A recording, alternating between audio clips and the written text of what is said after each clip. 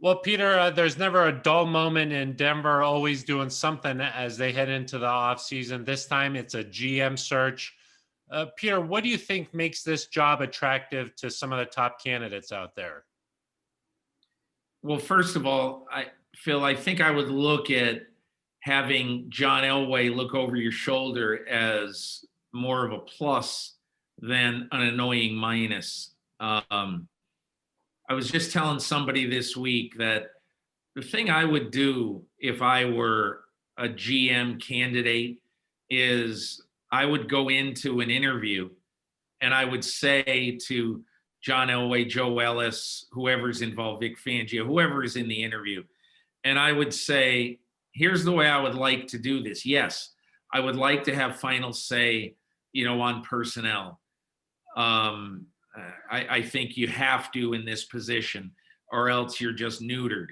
But I would like to make one other request, and that request is I want you to take the 15 quarterbacks in this draft and the 8 quarterbacks who are going to come loose, Cam Newton, maybe Phillip Rivers, whoever else. I want you to do a deep dive into all 20 available quarterbacks, and let's make a decision together whether any of those are better options than going with Drew Lock and a clear backup in 2021.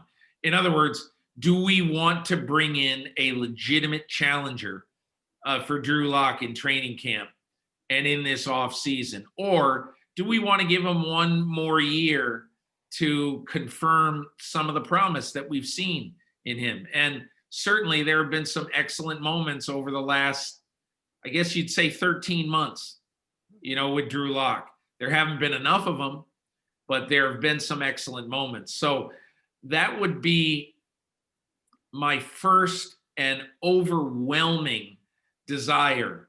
I would want to have control, but I'd want to have John Elway do the quarterbacks. And again, Phil, a lot of people are going to hear that and they're going to say, well, geez, Elway's the one who brought us. Elway's great. We love him. He's a legend. But Elway's the one who brought us Brock Osweiler. And Elway's the one who said, hey, Trevor Simeon's okay, and all this stuff. Every year you have to try to win with the resources that you have on the table that year. He has been in position to take some quarterbacks, don't get me wrong. But I think that each year, when you look at the year individually, you can understand why he did what he did. And I would not want to throw out all of that institutional knowledge and say, hey, John, you just sit in the back and wait for the cameras on draft day. Peter, I wanted to just touch on a couple of guys that the Broncos have been linked to, reportedly going to be interviewing here. One is George Payton from Minnesota. What do you think about a guy like George, and would he be a good fit for the Broncos? George Payton would be a good fit anywhere because he's a totally egoless worker bee who has been very close to several jobs in the last few years. I think he's ready to go.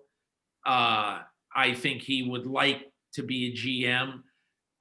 If you ask Rick Spielman, the GM of the Vikings, you look at the Vikings over the last few years, they've had a lot of draft choices. And I think he would tell you that George Payton, not just in the middle and late rounds, but also in free agency, has been invaluable to him. So I'm bullish on George Payton. And the one other guy I wanted to touch on was Champ Kelly. He's a guy who's been with the Broncos and then went over to Chicago and has been there the last several years.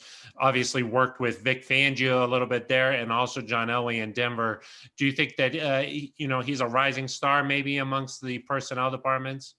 I don't know him. I obviously know of him. I don't know him, but he's very, very well thought of. And the fact that if true, Phil, and I do not know if it's true, but if true, the fact that they seem to favor him over Adam Peters, who obviously he's with the 49ers, and he's invaluable to John Lynch in San Francisco. And he's well known in Denver, obviously. But if they favor Kelly over Peters, I think that speaks volumes for the regard that they have. And again, I don't know how well Vic Fangio knows him, but clearly Vic Fangio, had he been in Chicago, would have given a positive, a positive review, because you're not going to want to bring in anybody who the head coach says, I was around him, wasn't that impressed. Broncos fans, though, clamoring for a guy like Peyton Manning to come back. Peyton maybe better than anybody else in the media.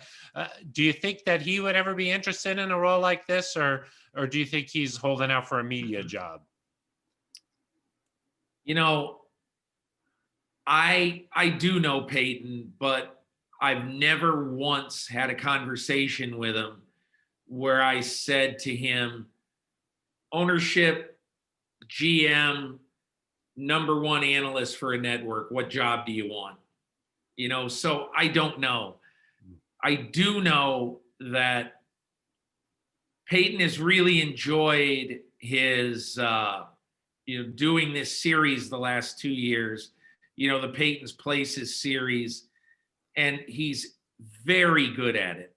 And I would be surprised if he threw his hat in the ring with one of these networks if he didn't get a primo job for huge money a year. On the other hand, I have talked to him about his love of living in Denver and his love of having a fairly normal life. I think he likes to be carpool dad. I think he likes to go to the games of my kids' dad. And I know somebody who knows him much better than I do told me the last go round, it wasn't this past year, I think it was 2 years ago, when I think he was seriously considering a television job, especially like a Monday night job where they would, ESPN would give anything to have Peyton Manning.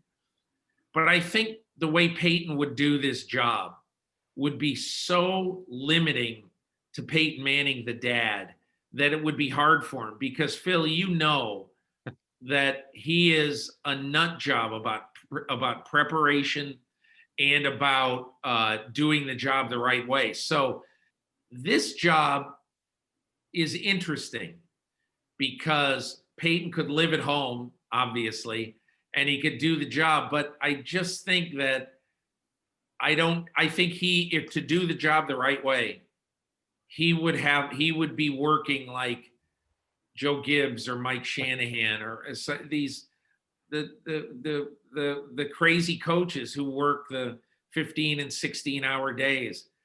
I just don't sense that he wants to do that right now. But I could be wrong. I've not talked to him about it. I've not asked him about it.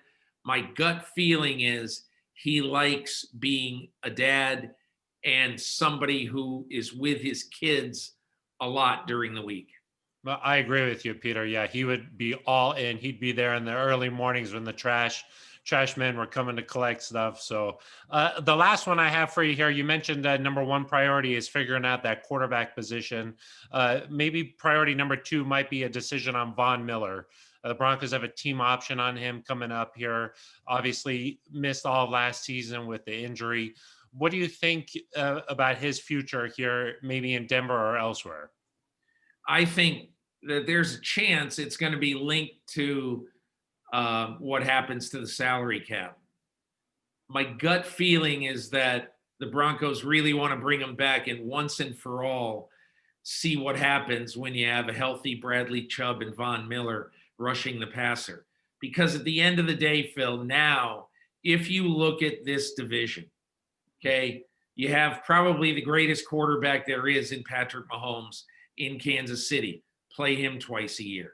You've got the best young quarterback, the best rookie quarterback to come in the league in a while, Justin Herbert with the Chargers. Play him twice a year. And you have, when healthy, when all the weapons are healthy, You have an extraordinarily explosive offense potentially in Las Vegas. You play them twice a year with a good quarterback who might not be as good as the other guys, but on a given day, he can light you up for 350 easy.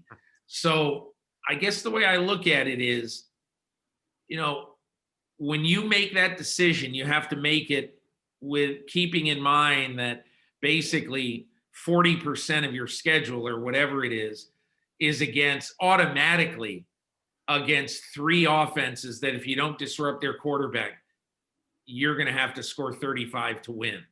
And you don't want to be in position to have to do that.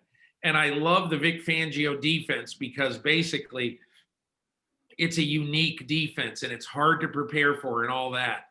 But if you don't have the great rush people in any defense, you're not going to have a great chance to win. And I guess, Phil, overall, what I would say is I want to find out where the cap is, and I want to find out whether Von Miller is willing to play ball salary-wise with me. Obviously, he can go somewhere else, assuming he's healthy in March and April, and play and be impactful. So there will be interest in him. But I would probably want to try to keep him if he's going to be healthy.